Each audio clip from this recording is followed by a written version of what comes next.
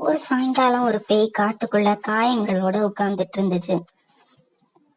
எனக்கு ரொம்ப காயமா இருக்கு, தாகமா இருக்கு, குடிக்க கொஞ்சம் தண்ணி தந்தா நல்லா இருப்பீங்க. அப்போ கிரி பாட்டு பாடிட்டே அந்த பக்கமா வந்துட்டு இருந்தான்.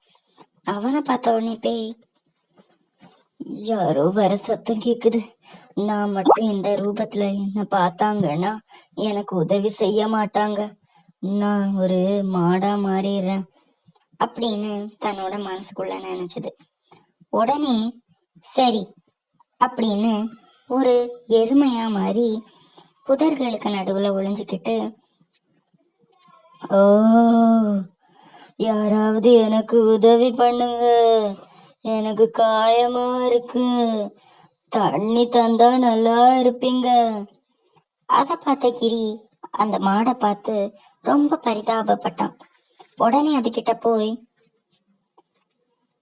உனக்கு ரொம்ப காயமா இருக்குல்ல, உனக்கு தாகமா கூட இருக்குல்ல, சரி உன்னோட தாகத்தையும் காயத்தையும் நான் சரி பண்றேன் அப்படின்னா.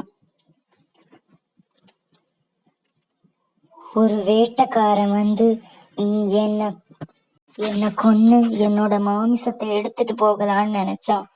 ஆனா அவனால என்ன கொல்ல முடியல, நான் ஓடி வந்துட்டேன், அதனாலதான் இந்த காயம் எல்லாம் ஏற்பட்டுச்சு. அப்படிதானா, சரி நான் தண்ணி எடுத்துட்டு வரேன் அப்படின்னு அங்க இருந்து போய் கொஞ்சம் தண்ணியையும் மூலிகைகளையும் எடுத்துட்டு வந்தான். அந்த மூலிகைகளை அரைச்சு உன் காயங்களுக்கு போடுறேன் அப்படின்னா. உடனே அந்த மூலிகைகளை அந்த மாட்டுக்கு போட்டு விட்டு தண்ணியையும் கொடுத்தான். அந்த மாடு அந்த மாடு சீக்கிரத்திலே பூரணமா குணமாச்சு. கிரி மாடு கிட்ட, நீ என் கூட வரியா, நான் உன்னை ரொம்ப நல்லா பாத்துக்கிறேன் அப்படின்னா.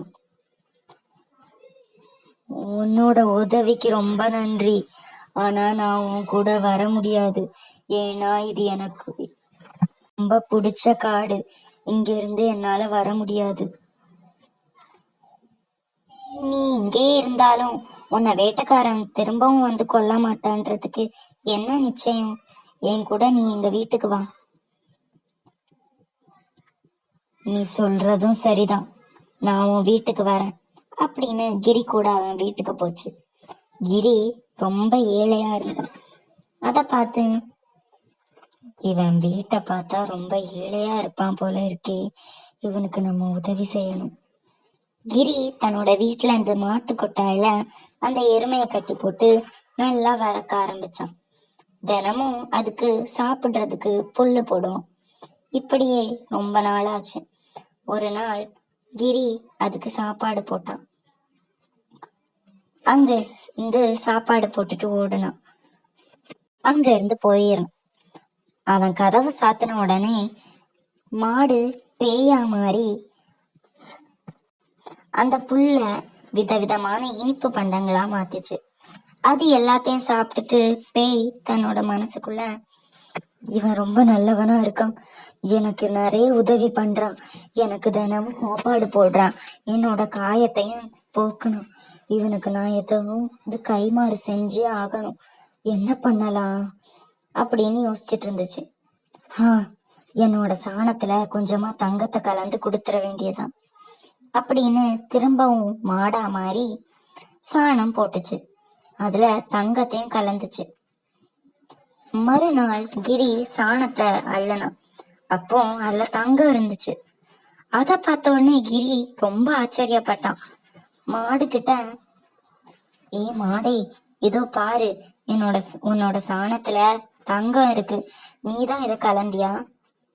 அதுக்கு மாடு ஒன்னும் தெரியாதது மாதிரி, இல்லையே, எனக்கு ஒண்ணுமே தெரியாது, ஆனா உனக்கு நல்லதுதான் நடந்திருக்கு, இதை எடுத்துட்டு போய் நீ சந்தோஷமா வாழு அப்படின்னுது. உடனே கிரி அங்க இருந்து அந்த தங்கத்தை எடுத்துட்டு போயிடும். இந்த மாதிரியே தினமும் அந்த மாடு தங்கத்தை சாணத்துல கலந்து கிரிக்கு கொடுத்தது. இப்படியே நாட்கள் போச்சு. கிரி பணக்காரனா மாறினான். அந்த மாடை அவன் ரொம்ப நல்லா பார்த்துக்க ஆரம்பிச்சான்.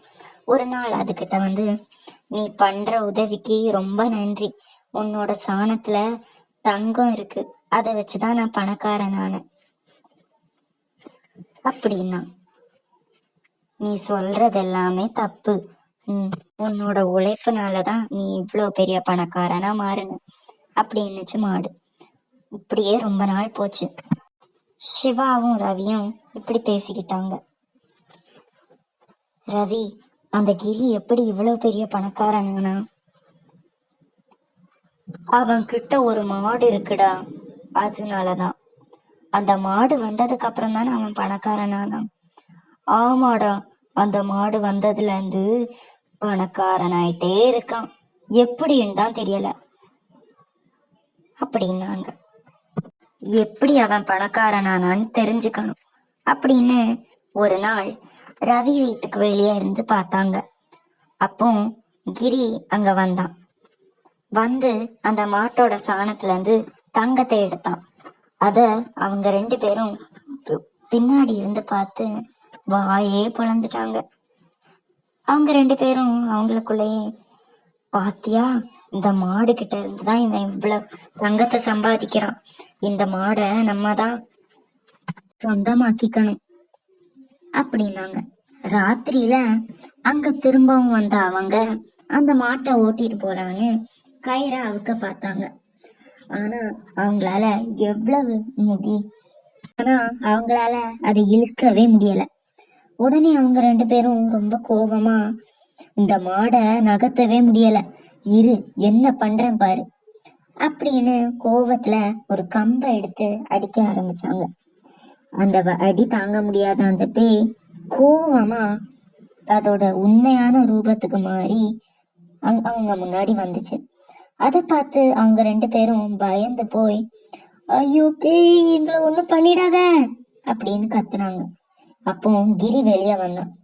அந்த பேய் கட்டை எடுத்து அவங்க 2 பேரையும் போட்டு அடிக்க ஆரம்பிச்சது. அதை பார்த்து கிரி பயந்து போயிட்டான்.